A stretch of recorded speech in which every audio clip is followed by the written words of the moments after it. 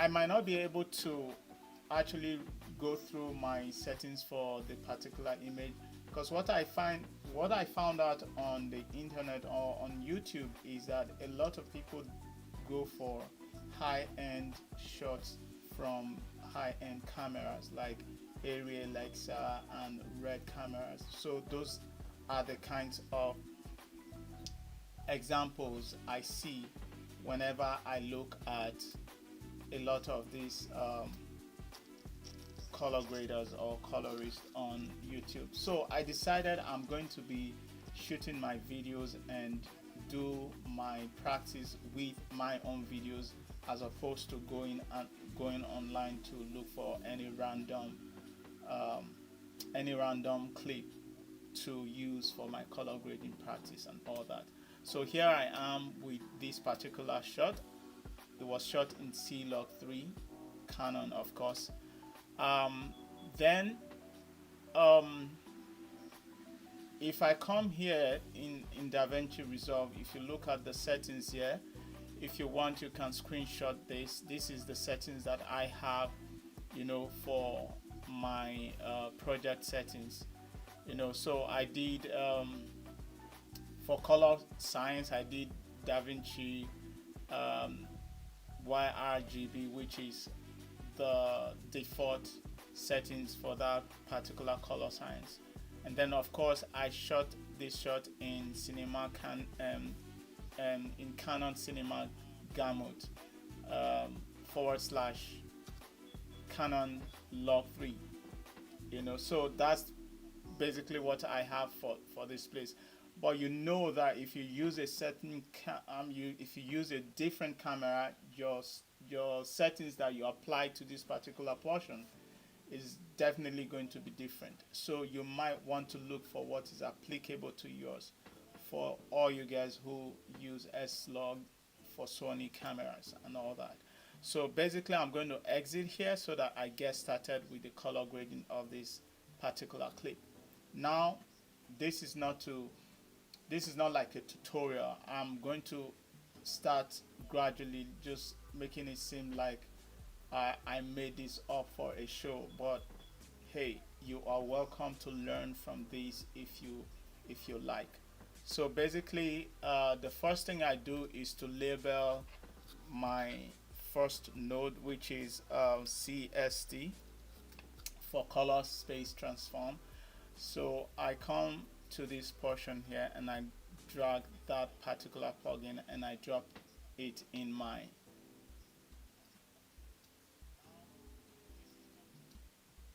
node. So basically I'll just come here and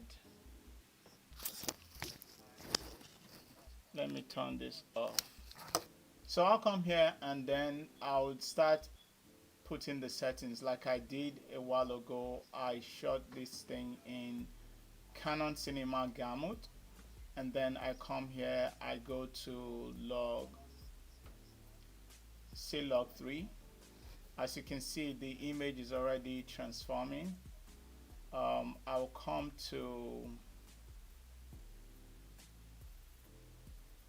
on here. I will do Rec 709 for just to be able to convert the look to what I saw just the way I shot it the day I shot the clip. And then I'll come here. This is where I'm going to work differently a little bit. Instead of coming to C-Log, instead of coming to Rec 709A, which is what I normally would have done, supposing I wasn't using a log profile, but I'm not going to do that. I'm just going to come back to this output gamma and then go for I'm going to go for right here. I'm going to go for neon film look.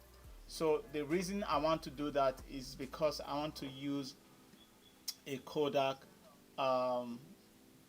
lot to transform this image so that I would work faster. The reason why I actually now do this is because it helps me work faster.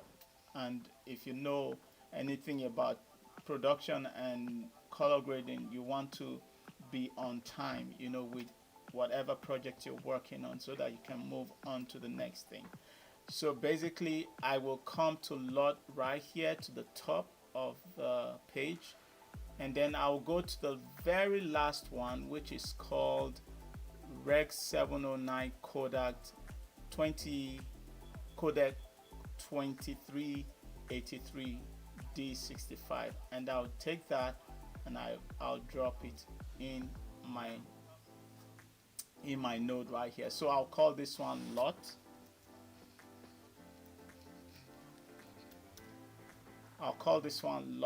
And then I come back here and then I'll add another node by pressing Option S for Mac system, Control S for Windows.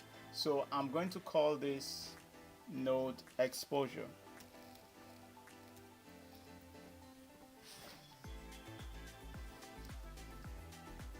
I'm going to call this exposure. So basically, if you look at this image here, it looks a little bit washed out, and that's intended to happen, or that is expected, right? Because I just used a lot right now. So what I'm going to start to do is just to start, to really fix the image and make it look good and pleasing to the eye. So I will come to this particular page right here, the color page, and then start to dial in these numbers or these settings. If you look at this, my waveform here, the RGB parade, you can see that this whole place is all the way to the top, hence the washed out look, that you can see right now in the clip. So I'm just going to tone down on my image right here, by coming down to the lift and dragging it down, so that will begin to bring the waveform all the way down without doing it too much, so that I don't lose my shadow. So I'll come to gain here and drag it down, you ever so slightly. You want to be very careful the way you do that, and then I'll pull this back up a little bit.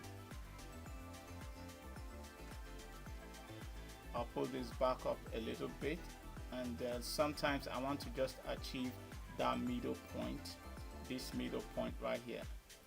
So I'll drag this down a little bit more and then drag this up a little bit more. As you can see, we still have a lot to do, but the image is looking a little bit better, Then sometimes I can add a little bit of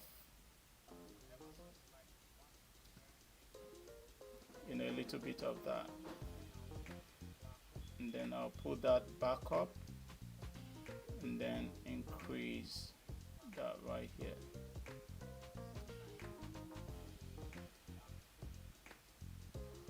So having done that, I'm going to add another node here.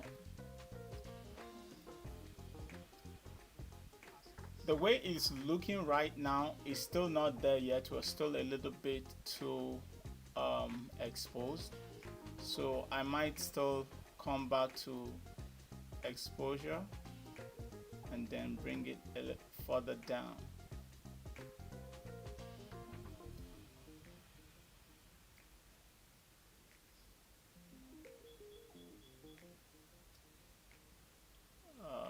Let me see. Okay, so we still can go down. I needed to actually open my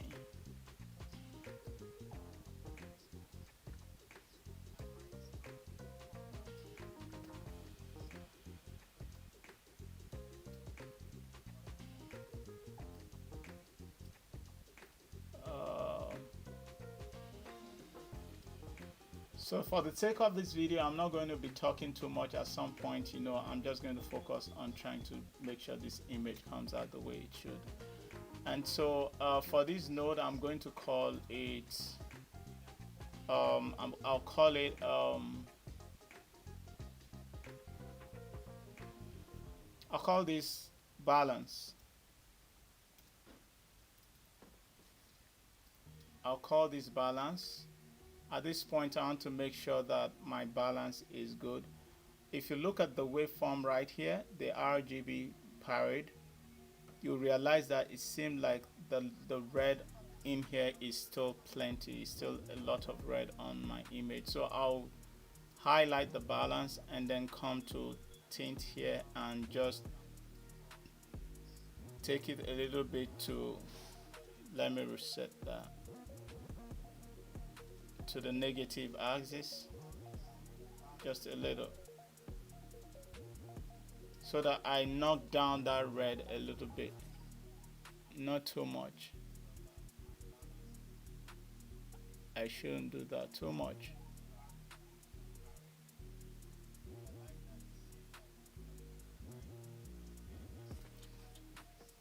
Yeah, as you can see, for some reason I can't see this clearly. So when that happens, what you want to do is to reset. Okay, better. This is much better, man. So when that happens, what you do is click on here and reset this thing right here. It will make it brighter. So that works right now. Now, I haven't done balance. I would add another node again. So this node, I will call it contrast.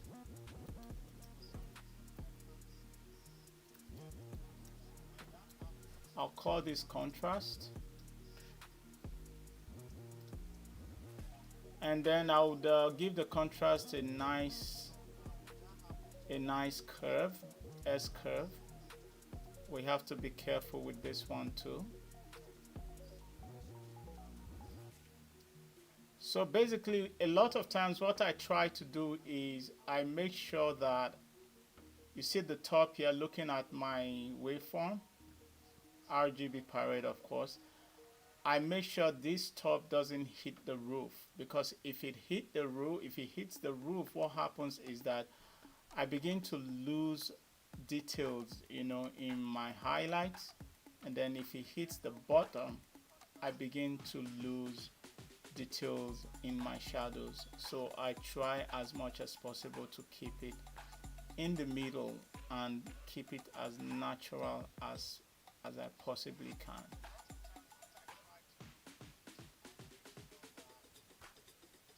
So it's going to be a lot of going back and forth within these nodes, you know, just fine-tuning the image. But if you look at here, if I come to this place, so far you can see how much we have done, but we still need to do more, you know, in a way. So I'll go back to the color page. So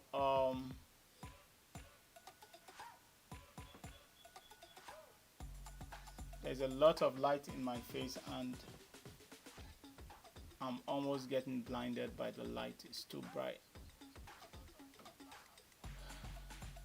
So I come back to exposure and see what I can do, going back to the color page here and then increasing the brightness a little bit. As you can see the face right here, it's looking better.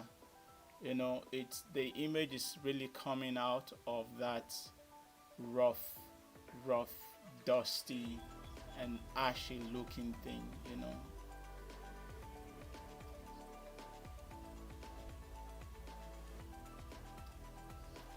So the next thing I want to do now is to try and focus on the skin tone, which is the next node I'm going to add. So I'll call this one skin. So skin will mean that we'll have to select the face. so that we bring out that skin tone nicely and sweet. And so the next thing we're going to do is to go to this tool, this eyedropper tool here, so that we can start the selection of his skin and dial in those settings. Now with the skin selection, you have to be very patient. I spend the most time in color grading on trying to select the skin. I wish it was very easy. Sometimes it comes in very easy where you just touch it with the eyedropper tool and boom, it selects the skin quite neatly. But some other times it's a pain, so you want to be very patient with that process. So now that we have selected that skin, I need to press my Shift H here to bring out this thing. And then this is what I do. I'm going to be quiet a little bit so that I can patiently dial in this thing and select the skin. I move the sliders first. I move the slider around first to make sure that the background is not selected. Only the skin is what I want to select.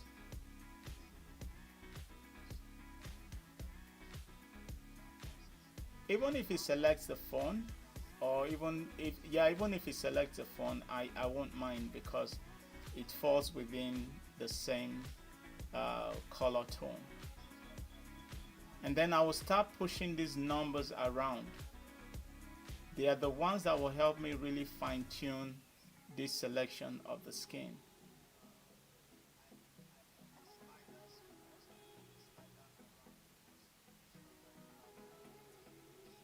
I mean, there's no hard or fast rule about selection of the skin, but you just have to keep moving these things and make sure that the skin is properly selected. You see that?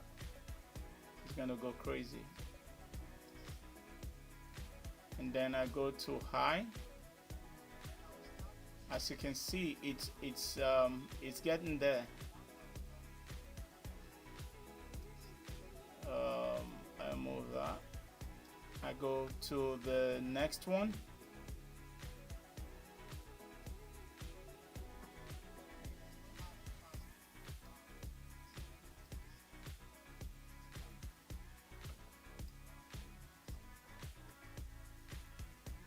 So the face is all I need. The face is all I need, people. So now we move straight to this matte finesse, if that's how it's pronounced. So the ones I will engage here is just the clean black. Sometimes I try the clean black, it won't do nothing, and then I'll leave it alone.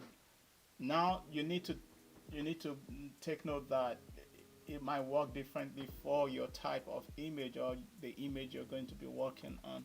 This is what is working for this particular image. Some other times these things are going to work differently depending on the project. So I will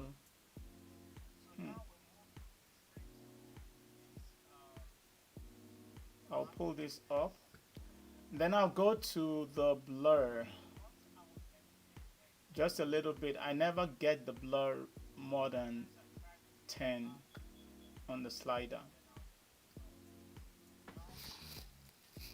I hope I have gotten a decent selection at least. Let me see the black. Let me work it up a little bit.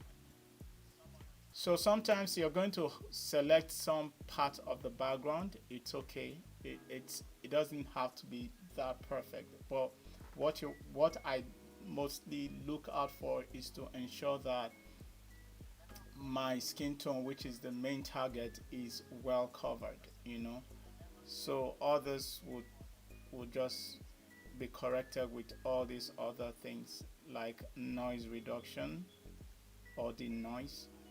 So denoise, I try not to do that too much too. And then sometimes I even come back here and I take the plus tool. You see how that happened? And then I want to undo that because that's too much. That's way too much. So I still want to come here. Still want to come here and touch that a little bit. Nope.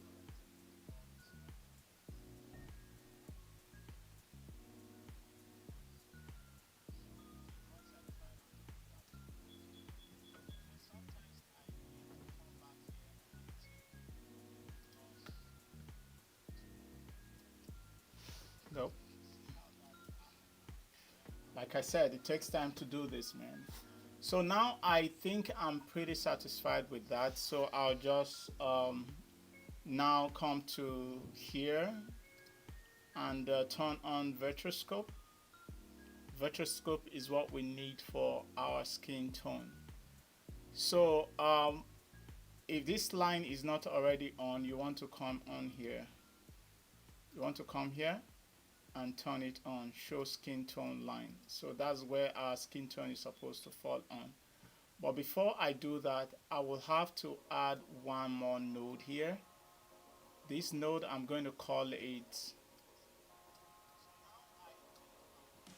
I'm going to call this node saturation. I'll give it a little boost of saturation.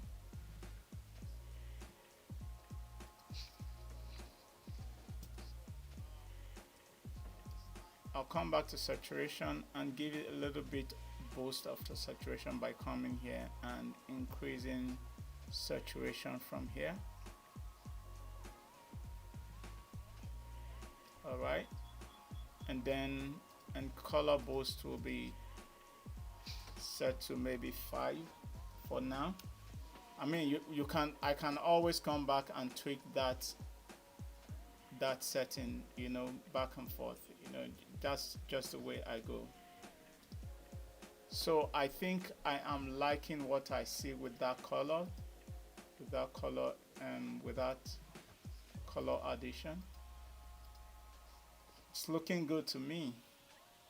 And then next, I want to go back to my skin, which is the reason why I opened the Virtuoscope. Turning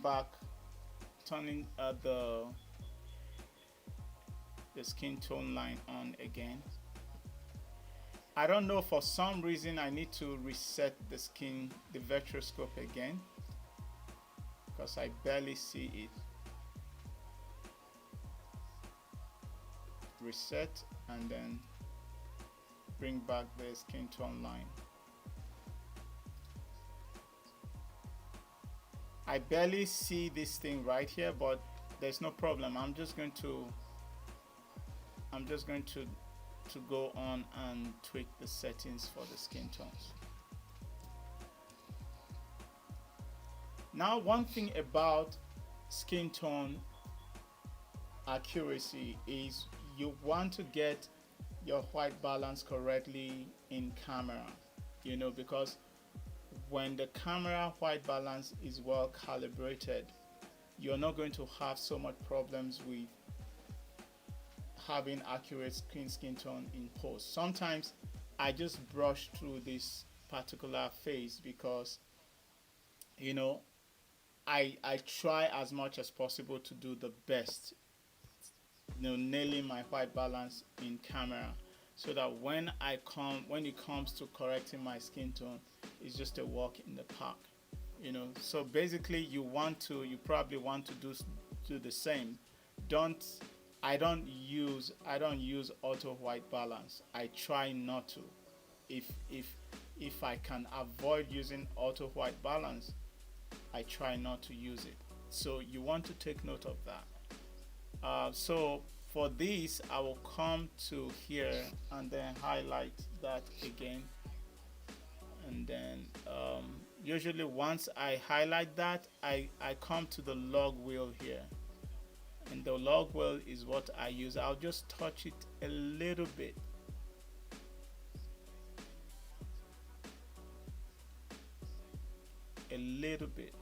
Just a little bit.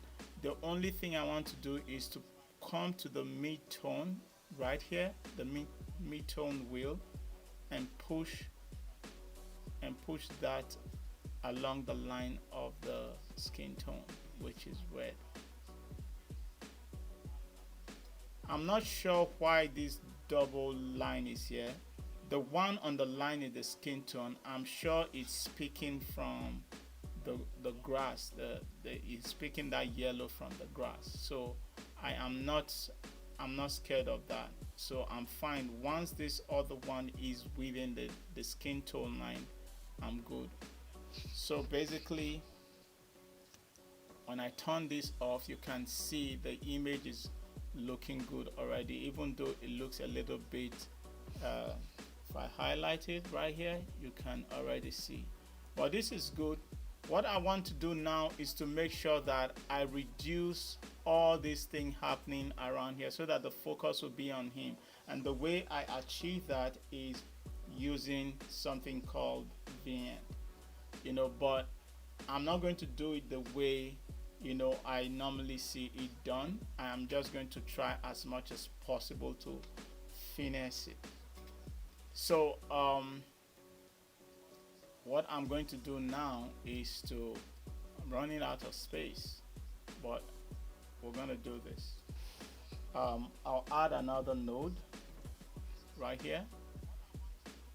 So this node is going to take care of my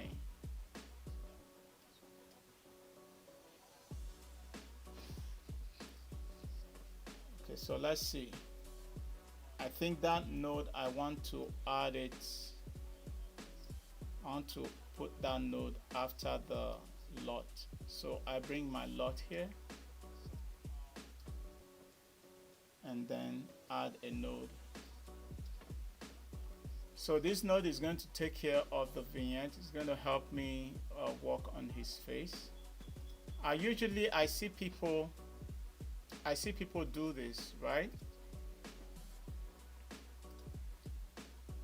I see people do this. I add that to my skin node right here.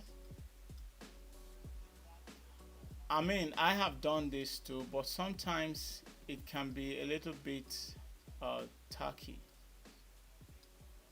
and then you have to now start to trace, or you feather it a little bit and then make sure. There's nothing wrong with this, but there's something else I prefer. Once you do this, then you now have to start tracking it. You have to come here and then you start to track it, as you can see. But sometimes I try not to do that, so what I'm going to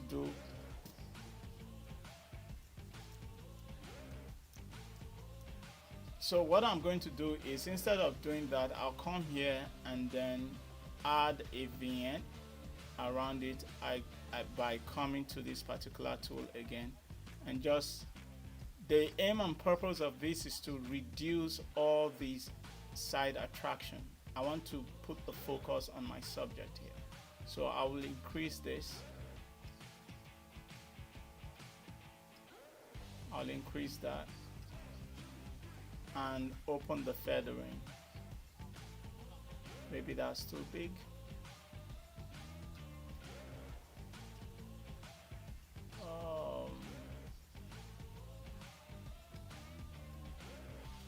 So, and then I'll come to my tool here. I make sure I'm no longer on lock. I come back to this generic wheel here, and then I use this sometimes. I just tweak. Now take note, it's getting dark on his face, but that's not the intention. The intention is to invert that thing, is to invert the circles around him, right? So I will go back in here. I'll come back in here and invert it. So the darkening is going to be around all this place here, and I'll shift this like that, and I'll open it more.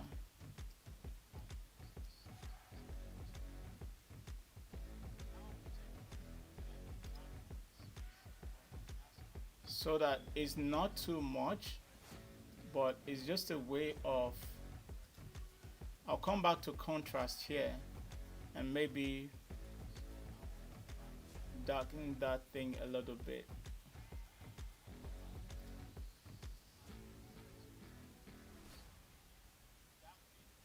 Maybe a little bit more contrast. Nope, I did something wrong. A little bit more contrast would do here.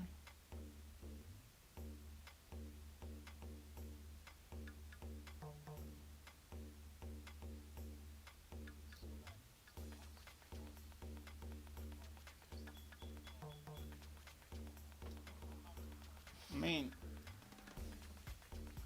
not looking bad. So now the reason I did this is to make sure I don't want to do that, um, putting mask over his face and then, you know, now having to track it, because I see that done a lot, but sometimes it just doesn't work for me. Maybe I really don't, I'm not used to it yet, you know.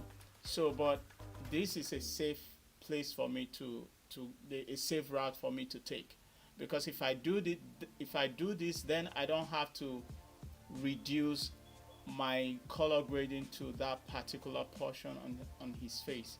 So, and usually when I do it, I realize that the hair grabs some of the color grading, and which I really don't like. You know, it starts to look very muddy on the dark side of the image. So let's interact in the comment. Maybe you know what to do better. You know, I don't claim to be an island of knowledge in this. You know, I am practicing. That's all I'm doing. If you get my point. Basically, this is probably how I would leave this image. I can actually push this out. The shadows are clean enough for me. The skin tone is clean enough for me. The attention on the side attraction has reduced drastically. The image, it's already looking good. I know that I can push these colors even further, but I think sometimes less is just better. I don't like to overdo things, you know, or at least I'm trying not to overdo things.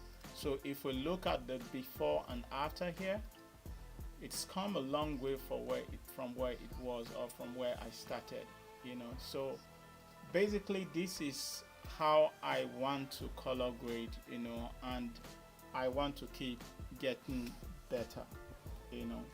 So this is what I stopped by to share with you. If what I did here today resonates with you, or if you like what I did here, if you think you gained some value from here, please subscribe to this channel and like, and you can share if you want, and on to the next one until another day. I might come up again tomorrow because I want to see if I can do this more frequently. Maybe I will do every other day for now, and then gradually increase the frequency with which I'll come live. This is Sam. Remember, the best time to create is now. For the people who hung with me live, I am so grateful. Um, Renegade, I am so thankful you stood through all the all the things I went through trying to, you know, do my first time live. Thank you so much, man. I appreciate. Um, Adam, is that Adam? Adam, thank you. Thank you so much. You can actually rewatch it. You know, it's very simple and easy to follow.